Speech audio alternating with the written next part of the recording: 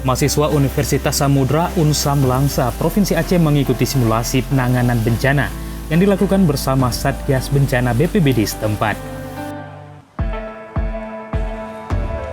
Para mahasiswa dibekali teknik dan cara menangani bencana secara tepat dan cepat.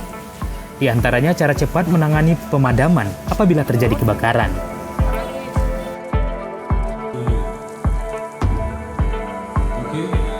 Pelibatan mahasiswa ini diharapkan mereka bisa menjadi relawan tangguh bencana yang nanti bisa turun langsung menangani bencana yang terjadi di wilayah tersebut.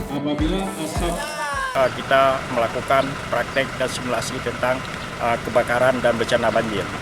Tujuannya apa? Mereka itu bisa nanti terjun ke lapangan untuk bisa menerapkan di masyarakat apabila terjadi kebakaran dan terjadinya banjir, baik itu di Kota Langsa maupun di Provinsi Aceh.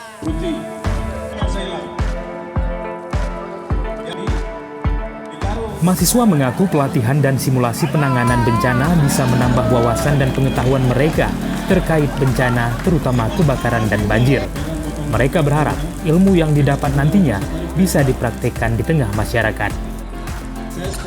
Setelah mengikuti simulasi hari ini, saya lebih mengetahui kan apa yang terjadi, apa yang harus saya lakukan jika hal tersebut terjadi. Contohnya seperti kebakaran yang ada di rumah, nanti saya bakal tahu apa yang harus saya lakukan.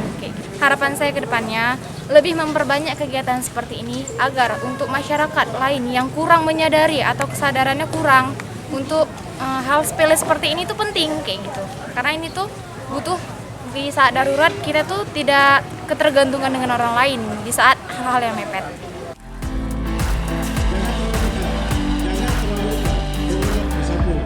Simulasi penanganan bencana diharapkan dapat memberi bekal dan pengetahuan kepada mahasiswa yang kelak menjadi relawan tanggap bencana sehingga dapat meminimalisir jatuhnya korban jiwa saat bencana datang. Dari Langsa, Tim Liputan Aceh Video melaporkan.